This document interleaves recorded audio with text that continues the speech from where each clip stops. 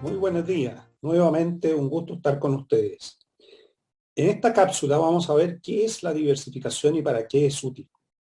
En la cápsula pasada hablamos de diversificación de un asset allocation o distribución y asignación de activos diversificados.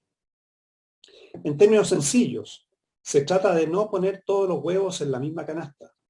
En términos más conceptuales, se trata de que cada activo agregue valor al portafolio y que ésta sea más que la suma simple de sus partes, de modo que se obtenga un portafolio que no pueda ser mejorado en rentabilidad corregida por riesgo.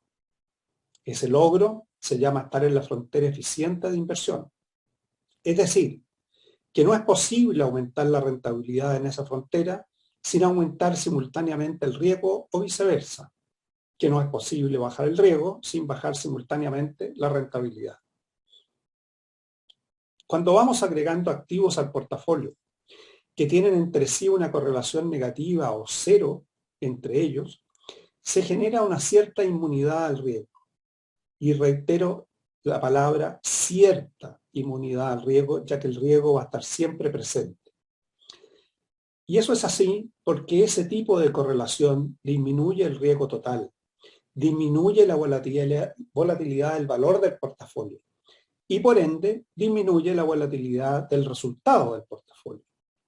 Así, idealmente, cada activo adicionado al portafolio debe colaborar a mejorar la rentabilidad y disminuir el riesgo del mismo. Hay un límite a la capacidad de mejorar la calidad, riesgo, rentabilidad del portafolio a través de agregar más activos con baja correlación con los demás.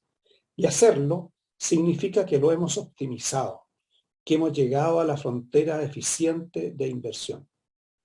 Estos activos, al no estar positivamente correlacionados, se moverán en su valor obedeciendo a distintos vectores o causas, y por lo tanto, frente a un hecho económico adverso para el valor de uno de ellos, los otros se podrán mover en dirección contraria o no moverse, compensando en todo o en parte esa pérdida de valor o al menos no maximizándola. Por ejemplo, si invierto en cobre y también en IPSA, que es el índice de acciones chilenas, es altamente probable que cuando el cobre baje, también el IPSA tienda a caer y viceversa. Por lo tanto, esa combinación de activos potenciará las fluctuaciones de valor y hará volátil y por lo tanto riesgoso mi portafolio. Al comportarse de forma similar ambos activos, estaríamos agregando más de lo mismo al portafolio y no diversificándolo. En cambio, si compro acciones de hoteles, restaurantes, de aerolíneas y agencias turísticas, por ejemplo, y se produce una situación que deteriore el valor económico de uno de ellos, también los demás perderán valor, caso del COVID, por ejemplo. Así mis pérdidas se amplificarán, ya que todos mis activos se mueven de la misma forma ante el mismo estímulo económico, y eso no aporta valor al portafolio.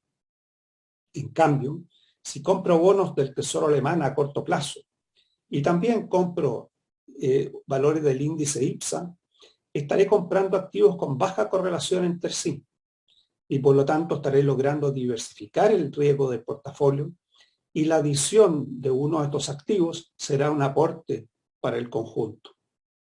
La lámina 1 le muestra un portafolio diversificado según la categoría de sector económico. Y aquí es importante que ustedes lean esas categorías. La diversificación debe ser efectuada transversalmente a lo largo de al menos las categorías básicas, ya que hay tipos de riesgos específicos a cada categoría.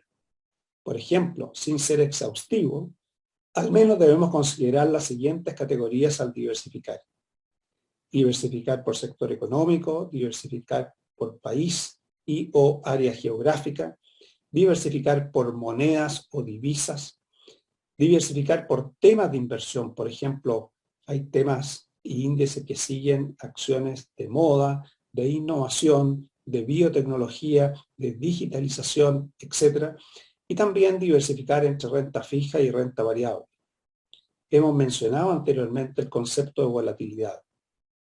Ahora, para referirnos en mayor detalle al mismo, veamos la lámina número 4.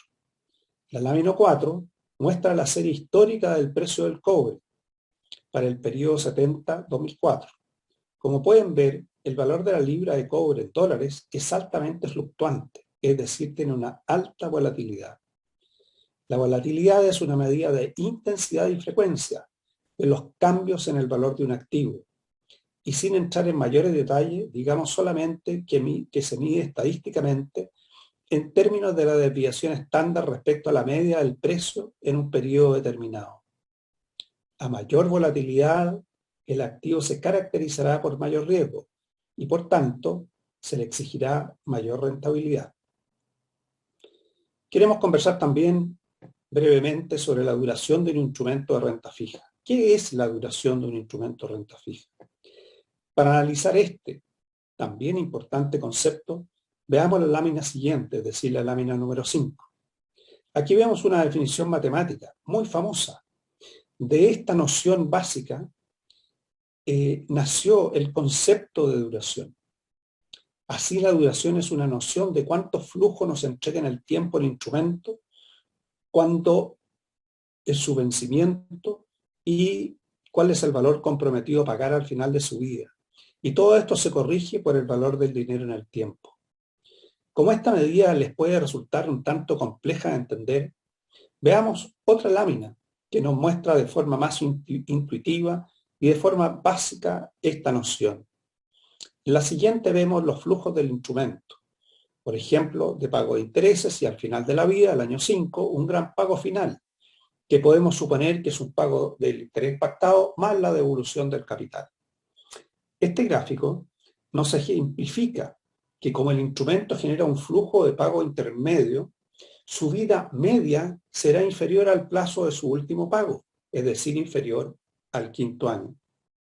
Esta noción se utiliza para decirnos que mientras mayor sea la duración del instrumento, mayor será el riesgo inherente en él a alzas en las tasas de interés de esa duración.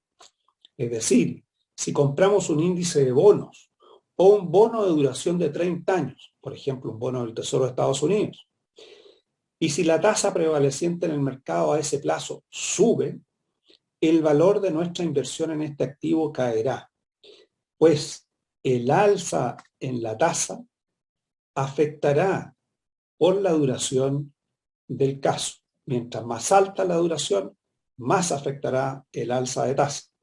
Y ese portafolio, ese activo del portafolio, responderá perdiendo valor.